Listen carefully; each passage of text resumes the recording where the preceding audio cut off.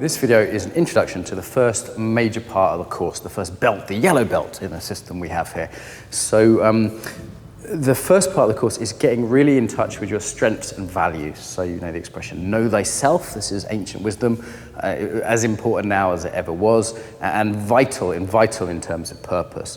So if we're going to really enjoy our work, make the biggest contribution we can, we need to know ourselves well. We need to know what we're good at, yeah, so we can really bring ourselves fully to work. Any job where you're not bringing yourself fully to work will be not very satisfying. Yeah, if it's something we're holding back.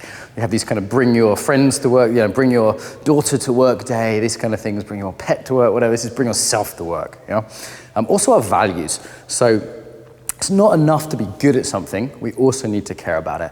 I've coached many people in the corporate world who were very competent at what they did. They just didn't care about it. They just didn't think it made a difference to them. They didn't see it serving a community they wanted to serve.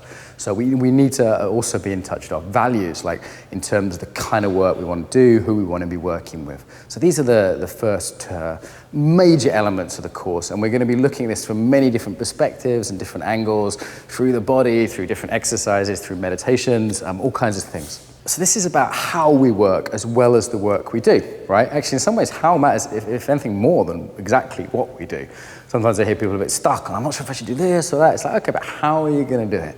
So I know several of my key strengths, for example. So if I'm not using confidence, if I'm not using creativity, if I'm not using humor, if I'm not using this sense of kind of passion and rawness that I have, if I'm not using those key strengths, I'm not going to be doing my best work, and I'm not going to be at my happiest. I'm going to be holding part of myself back, which means I'm not really giving fully of myself, which isn't good for myself or anybody else, right?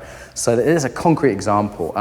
You know, I do business leadership training work, a lot of this kind of work in a business setting, smarter suit kind of thing, corporate work. And, you know, I realized for the first few years, I wasn't being bold, I was being a little conservative, and I wasn't making any jokes, right? And I thought, hang on a minute, what's up with that?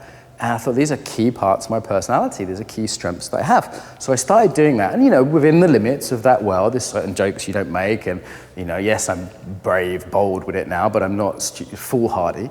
But I started bringing more of that to work, and it immediately got more fun. I had more energy at the end of the day because I wasn't having to use energy to repress myself. And also the feedback was much better. These guys were like, wow, this is really original. This is really fresh. This guy kind of has fun. And we liked the training. It was so much better than the boring PowerPoint we had yesterday. And you know what? This guy, he was bold, you know, and it was a bit scary sometimes, but actually it was cool. You know, so that really reassured me, like, okay. And some people didn't like it. Yeah, most really did. Some didn't. And, you know, I don't think I lost a client, but there's definitely clients that got a bit more distant. And that's okay too, right? Because we weren't a good fit. So rather than bullshitting them and forcing myself into a box which didn't work for me, and I couldn't really do that well anyway, yeah, actually, like, I got closer to the clients that are more my clients and further away the ones that aren't. And it's the same with friends or any other situation you're in, you know, departments if you work in a company. So yeah, bringing yourself fully to work and getting in touch with what you most care about. I mean, this whole course really is about like a meaningful life, not wasting your life, not at the end of your life going, you know what, I just I don't know, tread water. I just spent my time surviving. Yeah, so it's like, that's why we need to be really in contact with that, because that's what guides us, that's what tells us what to do. So lots of videos, lots of cool stuff coming up now. I've had strengths and values. There's a few key ones, but pick the ones that work for you. And this, later on in the course, there'll be blocks to undo. Let's find what we're good at, get really clear about that. Like right now, if I said to you, what are your 4 strengths? If you can't answer that, like top 4 strengths, like right away, if you can't answer that without thinking, you don't know it well enough.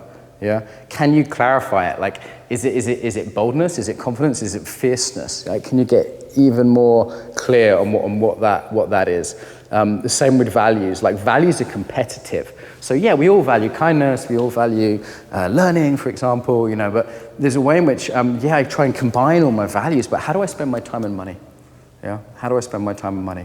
What job do I want to do? Do I want to do relationship, for example. I value relationships. Do I want to do a course on relationships? Yeah, maybe, if I had time.